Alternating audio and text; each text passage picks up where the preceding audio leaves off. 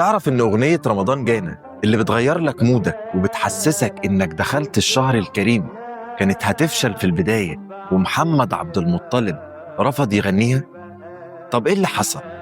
أنا إسلام خالد وجاي النهاردة عشان أقول لك اللي جوه الحدوتة.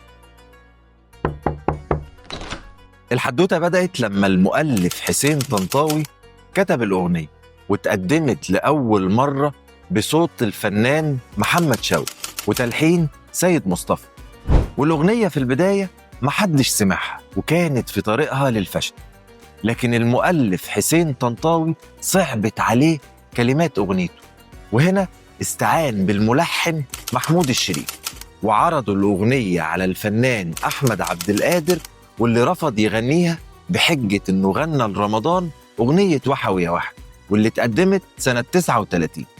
بعدها عرضوها على محمد عبد المطلب اللي كان متردد يقبلها ولا لأ عشان ما تتقارنش بأغنية وحوي يا وحوي، بس محمد عبد المطلب في الفترة دي كان محتاج لفلوس الأغنية واللي كانت 6 جنيه، فقرر يغنيها واتذاعت الأغنية لأول مرة في الراديو في 2 سبتمبر 1943 واللي كان موافق 2 رمضان.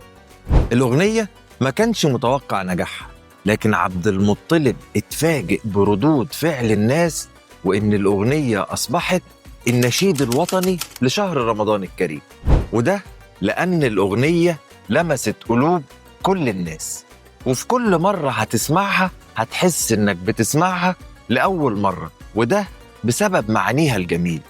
عبد المطلب كان بيغني الأغنية بقلبه وكان بيتكلم عن رمضان كأنه واحد صاحبه ووحشه، وده بان لما كان بيقول بتغيب علينا وتهجرنا وقلوبنا معاك.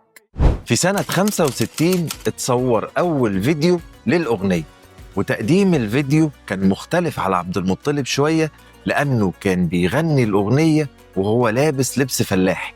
بعد كده جه المخرج الكبير يسري غرابة وعمل لنا سيناريو للأغنية في الشارع واتذاع لأول مرة في ليلة رؤية الهلال، وده زعل نهلة بنت عبد المطلب لأنها كانت شايفة إن والدها كان المفروض يظهر في الأغنية على الأقل في مشهد واحد تقديراً لجهوده في الأغنية، ودي كانت حدوتة الأغنية اللي هتفضل عايشة لأجيال وأجيال وعمرها ما هتقدم أبداً. أنت بقى إيه الأغنية اللي بتحسسك إن رمضان جانا؟